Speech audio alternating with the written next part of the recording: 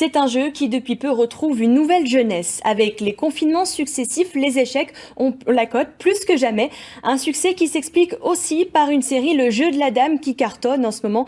Et vous allez le voir, en Alsace, il y a de nombreux amateurs. C'est notre dossier signé Marie-Christine Lang et Philippe Desampt.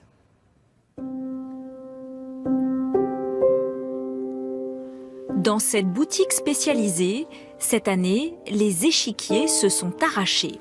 Oui, on a réellement été dévalisés, c'est ce qu'on peut voir avec le rayon qui est derrière, qui est bien vidé. Il y a vraiment eu une vraie demande, un vrai regain d'engouement autour des échecs. L'effet Le Jeu de la Dame, cette série qui cartonne sur Netflix où l'héroïne est une prodige des échecs. On n'est pas tout le temps en compétition. Les échecs peuvent également être magnifiques. Mais certains n'ont pas attendu de visionner la série. Dans la famille Bellassène, tous sont accros. Les 7 enfants sont de multiples champions, tombés dans la potion magique du jeu, tout petits. Tout le monde est tombé dedans, personne n'a échappé à ça. Mais vous étiez forcée petite ou Personnellement, je m'en rappelle pas, mais je pense qu'on a tous voulu faire les uns comme les autres. Et du coup, on en est venu à tous jouer. Moi, les échecs, ça m'a appris la patience, donc de ce côté-là, oui, ça m'a aidé. Après, je sais pas si ça m'aidera encore plus, mais oui, ça peut aider.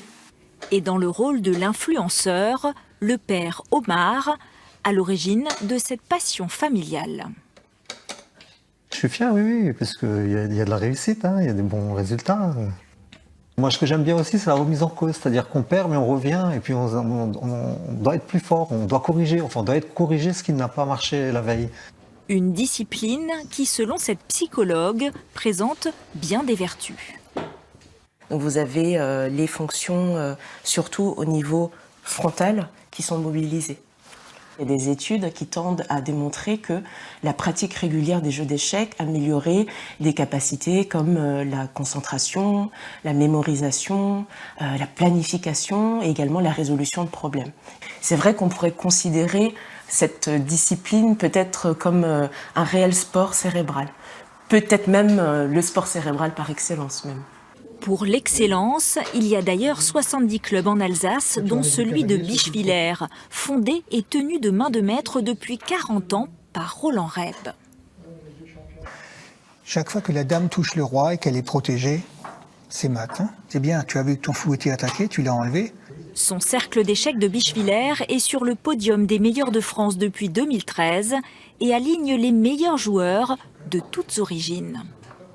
Alors la demoiselle au fond là-bas avec le masque rose s'appelle Charline.